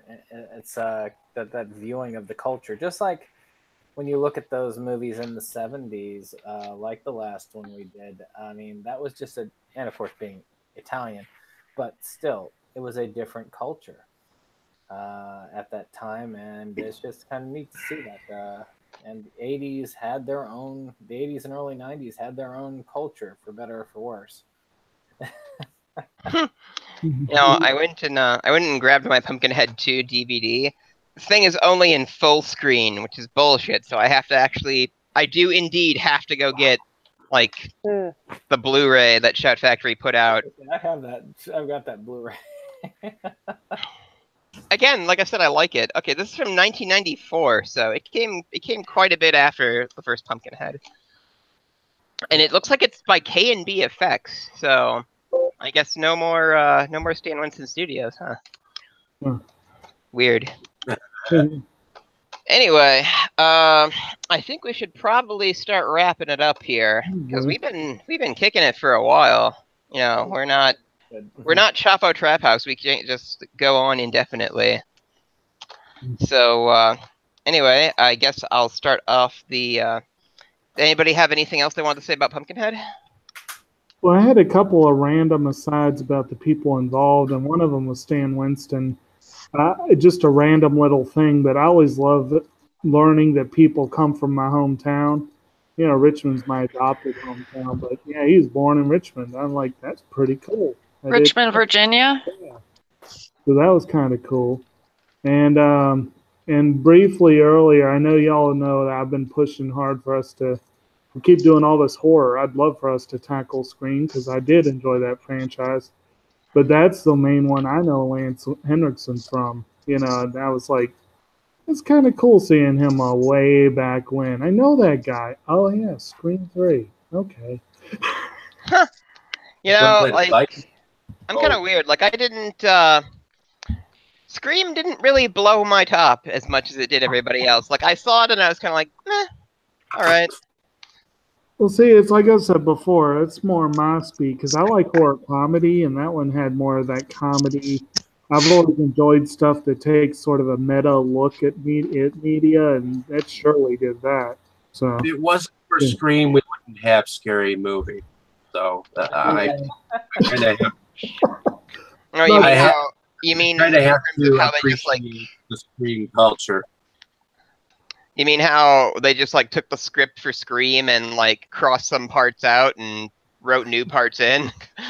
The movie was fun enough, but with the Wayans brothers, it was good. It just got out of control like pretty quick. Yeah. Too quick. Dead people. Man, this shit's awesome. Okay, yeah. The thing with the clown and like what was it, 3, 4? That was too much. It was kind of like, nope, I'm done with this.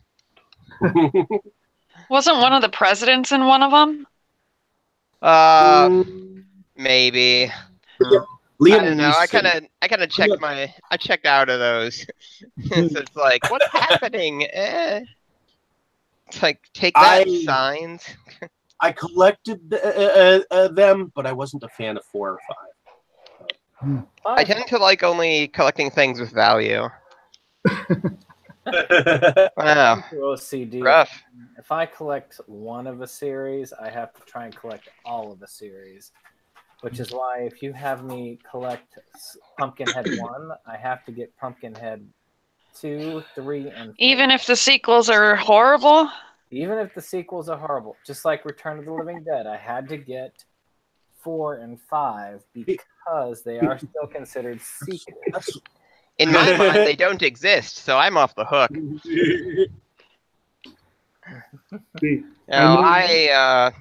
If the sequel is genuinely bad, I tend to like leave it be. Like I won't seek it out. Like if I run into it and it's cheap, like I'll get it. If it's generally bad by the public, I'll normally like it. So I tend to go and watch whatever. I hate Chainsaw Massacre 4. Back me up on this, Katie. Chainsaw Massacre 4 is garbage, right? I pretty much don't acknowledge anything past 3, so See? yeah. It's trash. We knew it. Confirmed. I didn't even know there was a 4. It's fucking bad. It's Renee Zellweger and Matthew McConaughey. Oh wait, no, I like that. Zellweger Generation. and Matthew McConaughey's first movie. Like this is how much they hate it. Shout Factory announced, "Hey, we're putting it out on Blu-ray," and they revealed their poster art with Matthew McConaughey and Renee Zellweger's characters on it. Like a week, not even a full week later, like they got in trouble, and it's like, okay, we had to change the poster, guys, and both Matthew McConaughey and Renee Zellweger, their names and characters were removed from the art. Like, not even 7 days later, it was like, wow, what the F? And it sounds like they're both kind of trying to prevent it from coming out, you know, like, because it keeps getting delays. And it's like, Jesus, I know you guys were terrible in it, but come on. Oh. Learn to laugh. I will admit to stealing the tagline of that movie for some of my performances. What was the tagline? Like, if looks... I've turned it into my tagline, if looks could kill, she wouldn't need a chainsaw. Ah, well, I think it's better in your hands. Good Lord, that movie is bad. Like, I only have it because... I found it at Goodwill for $1 once, and I was like, I don't know, it seems kind of high. Fine. Malcolm solves his problems with a chainsaw. I actually got the 2 Scream Factor releases and the other 2 for $10 total, so I didn't feel too bad about it. You overpaid. The what?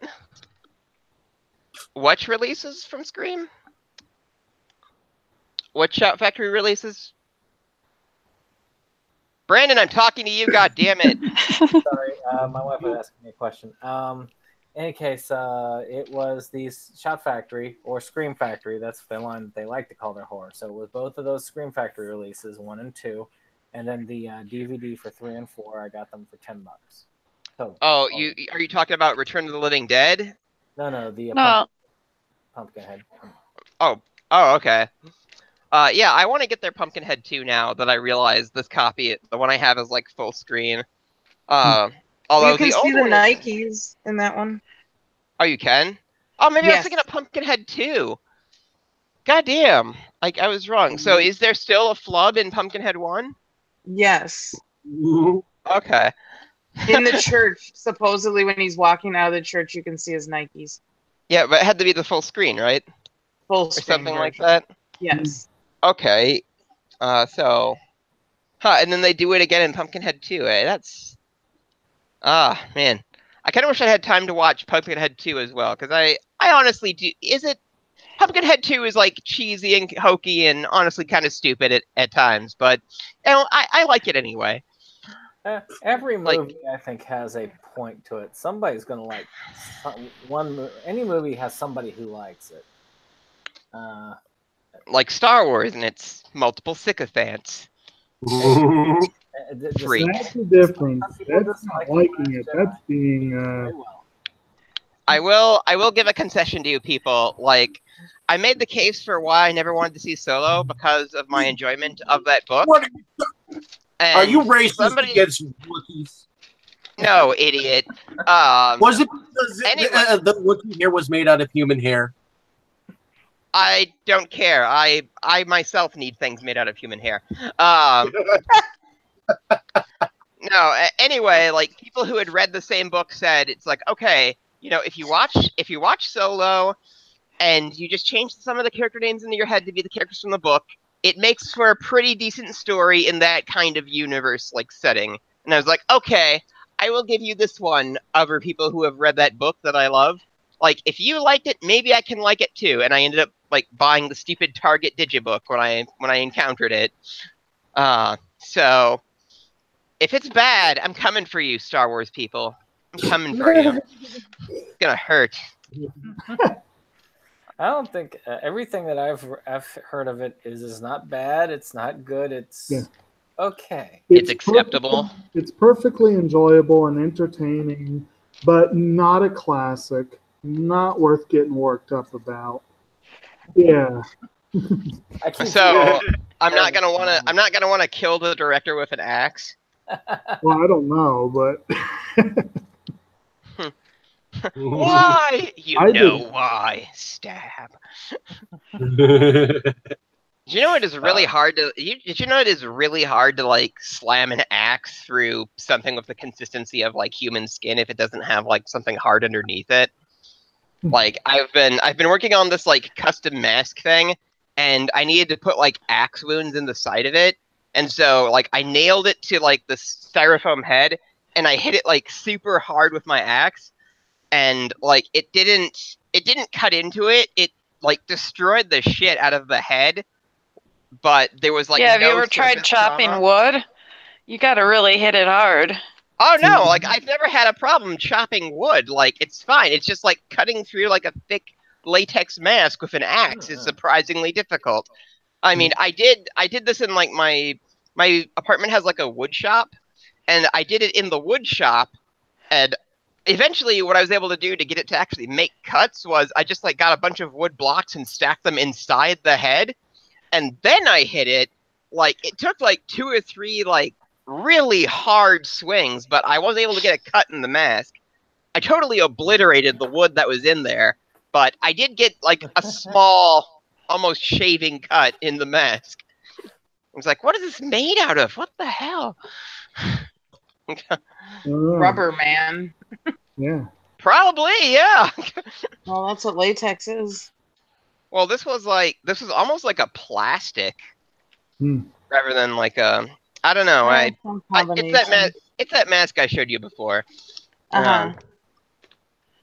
Did you ever get Patrick Bateman's axe back in his hand? Oh yeah. So we did a collecting trip today, and I found the NECA Cult Classics 18-inch talking Patrick Bateman figure. The one that's like $300 new in the box, and they just had it like sitting on the shelf at like half price books. I was like, why is this here for $50? I mean, it's like, it's $50. I look it up on eBay, and it's like, this is going home with me, whether I like it or not. Ugh. And I don't know, it's weird, but I regret nothing. Alrighty. And with that, so let's wrap up this freak show. So we'll start with who am I and what do we do? So I'm Dustin. I live here in Milwaukee and collect horror movies and horror related anything I can get my hands on. I have a fairly serious problem with it. I'm starting a channel for just kind of pickup videos. So here's what I found today. Just like little. Hopefully quick videos like that. I also am looking to do like some reviews of different releases since I sit down and watch all of this stuff like start to finish, extras included. Why not talk about it a little bit? Did you get your review of The Beast done or no? Oh, yeah. I've been trying to write reviews for a very long time, and I am not good at writing when I don't have like a gun to my head, apparently. So I have a review that I'm looking to finish publishing onto Movies Galore at whatever point. It's kind of sad because I saw that our episode for The Beast actually has quite a few views, and so it's like, oh man, like all these people probably think that review is somewhere. But like I want to have a scientist review, and I think that'll be fun. But so I'm supposed to be a writer too. Sorry guys, but I'm in grad school too, and it's hard. I'm also working on getting some interviews set up with people that create horror in one way or another. So we're working on something with Tim Seeley, creator of Hackslash, as well as just basically all the people I've met at conventions who do this kind of thing. So it's going to be an exciting place. It's called the Crypt of Horrors. I have one video up right now, like as a test.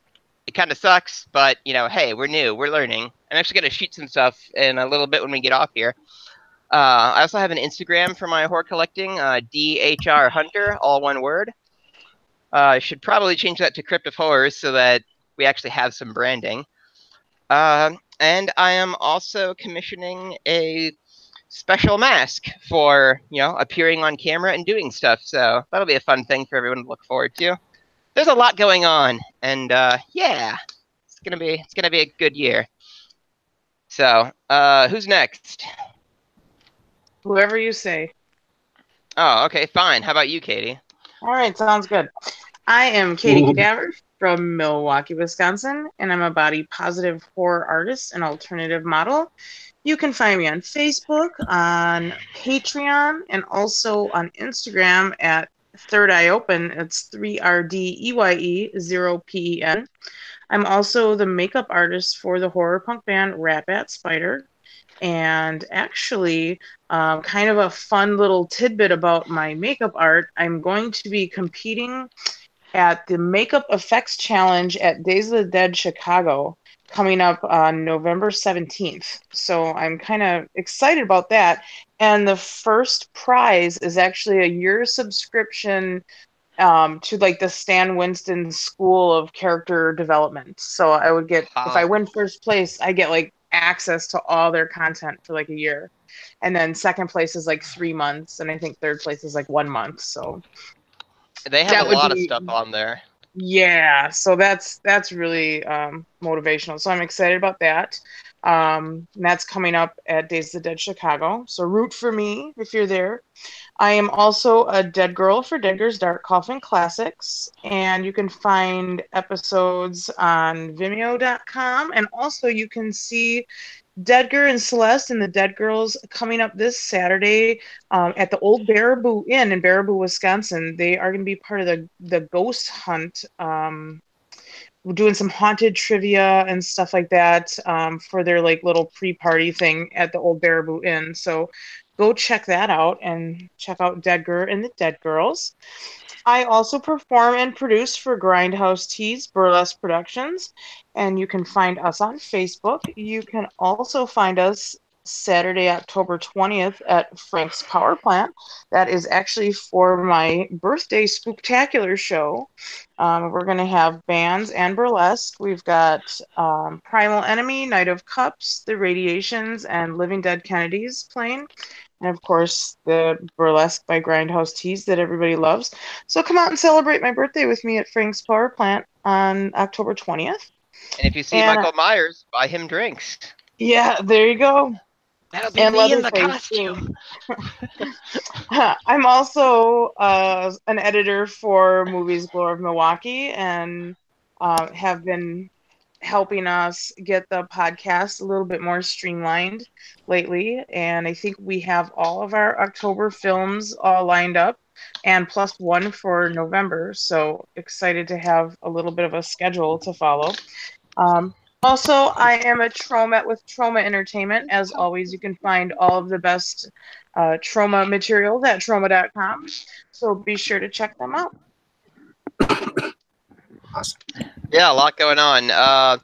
How about Red Raven? How about you go next? I am a Red Raven, and I am from Lake Geneva, Wisconsin, and I'm a Dead Girl at Deadger's Dark Coffin Classics. And like Katie said, we're going to be at Old Baraboo Inn this Saturday, and that place is one of the 10 most haunted restaurants in the country. It's really creepy. We went there once before and we had some strange things happen, and we're having a ghost hunt. So if you're interested in creepy places that are super haunted, come on out Saturday at Old Baraboo Inn in Baraboo, Wisconsin. It starts at around 7 p.m. I'll be there. On a side note, I actually know a documentary that was, a somewhat ghost hunter documentary that was somewhat done with Baraboo in. But anyways, Yeah, moving yeah. on. Like Al Capone used to go there, and back in the 1920s, the upstairs was a brothel, and it's a really neat place. Sounds like a lot of history. Yep. I guess that's the point, huh? Who's next? Let's go with Septum Sins. Yes.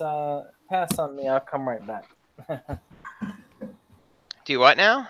Pass What's on me. Pass happening? him. I'm gonna run real quick. Oh, pass him. Okay. All right, Kabuki Jake.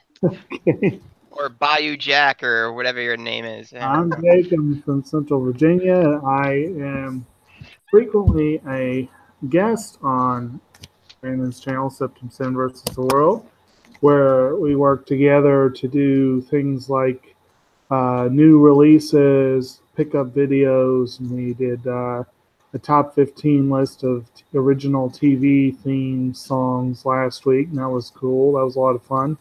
And I have solo videos that I record every now and then. I'm working on one right now, and I've got another one coming up soon. And I do have my own channel, Kotobuki Jake, that's more nature themed. That I don't update very often, but it's got some videos, and it will have more. And in the meantime, I'm trying to get some writing done as well, but that finding time. I heard you before when you said not having enough time. I feel that. Yeah. Actually, I went to MythCon a couple weeks ago and met like a lot of very big YouTubers, and I'm writing up a thing where it's like, hey, remember me from the party? I forgot to ask you, how do you figure out the timing for all this stuff? Like, how do you do it? Right. So that's a big problem that everybody has, I think. And are we doing the recommendations this week? I haven't heard any give any yet, or are we going to worry about that? So I've actually seen a couple of horror films, not for this channel, surprisingly, in the past week. Well, you need to see more horror. You need to see more horror and be less lame. One of them that was very much a psychological horror that I enjoyed quite a bit was the new Soderbergh film Unsane, and that was very odd and very interesting. So, yeah. I have another like quick Pumpkinhead thing I totally forgot about. So Shout Factory, Scream Factory, shoutfactory.com is having their Shocktober sale, and their Pumpkinhead Blu-ray is one of their items that's on sale for $18. So if you want to check out Pumpkinhead for yourself, you can head over there. And also cavitycolors.com is a site where you can get like horror merchandise, like shirts, like turntable mats, and pins and all kinds of other stuff. And they are launching a Pumpkinhead collection this Thursday. So that felt like it needed to be mentioned, because I'm probably going to burn more money than I really should at that, and you guys might as well suffer too. I'm back. Stop spending our money for a... No, give me money and then I can spend it. Wait, that came out weird. Brandon, let's go to Septum Sins. Oh yes, I run a channel called Septum Sin versus the World. Kotobuki Jake is my co-host for the majority of it. We are all about physical media on our channel. I'm also a part of a channel called That Nerd Couple. We are working on getting more videos for that channel. I'm hoping to do some stuff with travel in the near future. But as far as our main channel, we of course do release news, we do pickup videos, and we're going to be doing something special for Halloween. We have a top 15 list of movies that actually either unnerved or scared us, which in the horror genre is actually a much rarer thing than you would think, especially to us desensitized individuals. There's also I'm also trying to do our annual Horrorween, as I labeled it, for the year, where I will be using one of our one of the characters I had designed for the show to present some less traveled horror films and items that would be fun. And that will debut Thursday. You know, whenever I hear like whenever I hear a phrase like Horrorween, like I just hear like that riff from the chorus of like Rob Zombie's Super Beast. I don't know why. Like it just happens in my brain and it won't go away. And then who's left? Oh yeah, Inside Movies Galore. I guess that's important. Who were we, Dave? My name is David Strege. I run Movies Galore Milwaukee as well as Inside Movies Galore. Normally I blog at movies, but lately I've been doing a lot of stuff on YouTube with the Inside Movies Galore YouTube channel. So definitely check out my latest reviews. One that seems to be getting a lot of hits is my Theater of Blood review from David Sterling. So definitely check that out. And as far as anything producer-wise, that's kind of up in the air right now. So I might actually work with a possible dude in, I think, Germany or Russia, something like that. So, in any case, more news on that later on. Yeah, I know some Russian directors. So neat. But in any case, definitely check some of our other discussions out, and like, we'll share, and subscribe. Do it. With my favorite film, Killer Clowns from Outer Space. Oh, that's next week? A week after next. Oh, week after next. Next week is Trick or Treat. Assuming my stupid one from Shot Factory gets here. Like, I pre-ordered it when they announced it, and everybody else I know is like, oh, I got mine. Oh, I got mine. And, of course, like, mine isn't here. So Trick or Treat, everyone, next week. So definitely check that out. That will definitely be cool. Cool. So, in any case, like, share, and subscribe, and have a great day, evening, or morning, wherever you are, everyone. Night. Or day, or whenever you're